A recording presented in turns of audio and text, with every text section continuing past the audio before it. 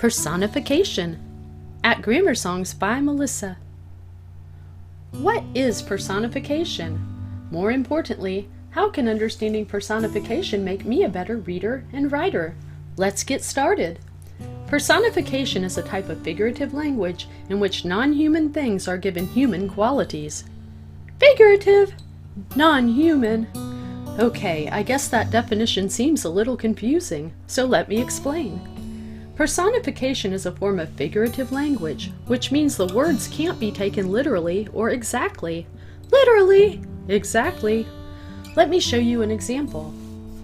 You may have heard someone say, "That pizza is calling my name." In a literal or exact sense, personification would look something like this. Reagan, Reagan. But pizza can't talk. Calling my name is an example of personification.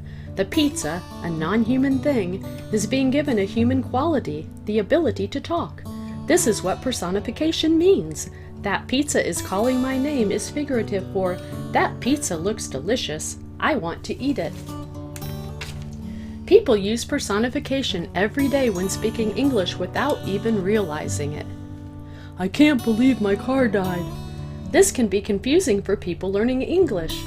A car is a non-living thing, so if it is never alive, it can't die.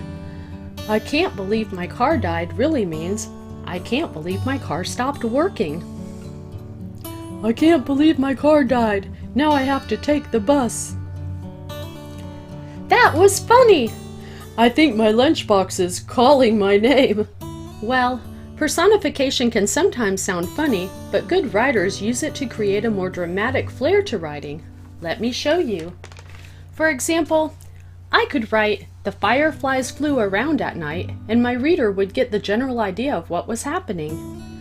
But if I write, "The fireflies danced as the moon smiled down upon them," I send a more vivid message for my reader. Fireflies don't dance, and the moon doesn't smile, but this descriptive use of personification gives human characteristics to both the fireflies and the moon, creating a better image for my reader.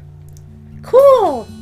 Also, oftentimes, but not always, the personification involves the verbs in a sentence. This makes sense because often personification is creating action for non-human or non-living things, giving them a human or lifelike quality. If you think about it, the word personification begins with the word person. So personification is when a non-human thing acts like a person. We never thought of that! Let's explore some sentences and see if we can identify the personification being used. The skyscraper was so tall that it kissed the sky. First, we need to know what non-human thing this sentence is about. Do you see any non-human things or nouns in this sentence? Well, skyscraper and sky are the two non-human nouns in my sentence, but this sentence is clearly about the skyscraper. Next, we need to find the human quality or human action being performed by the skyscraper. Do you see something only a person would really do? Kiss!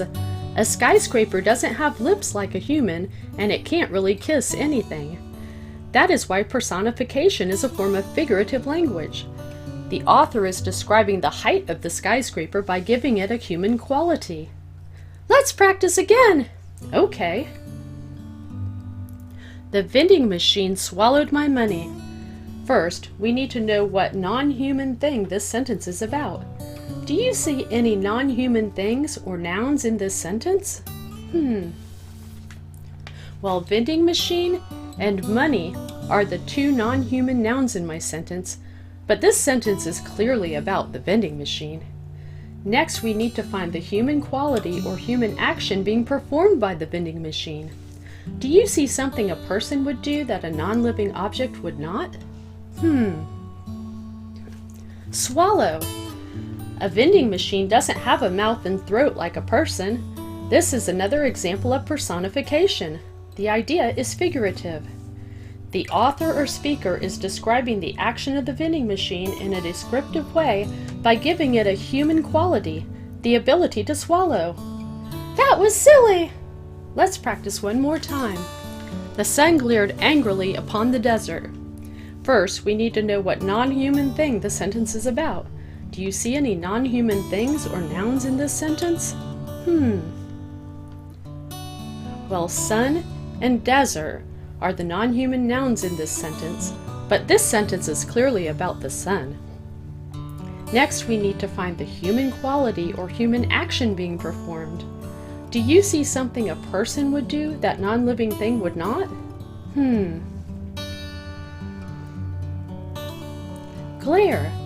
The sun does not have eyes like a person. The sun cannot glare angrily, since anger is a human emotion.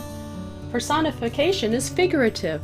The sun is being personified or given the human quality of glaring angrily, or staring in a fierce way. The sun glared angrily upon the desert is a descriptive way of saying, "The desert is really hot." So remember, personification is a type of figurative language in which non-human things are given human qualities. The word personification starts with the word person. So a non-human thing acts just like a person. Very good. Good writers use it to make their writing descriptive, creating a better image for their readers. Excellent! Congratulations! You are personification experts. Thank you for joining me at Grammar Songs by Melissa. Enjoy other related videos at grammarsongs.com.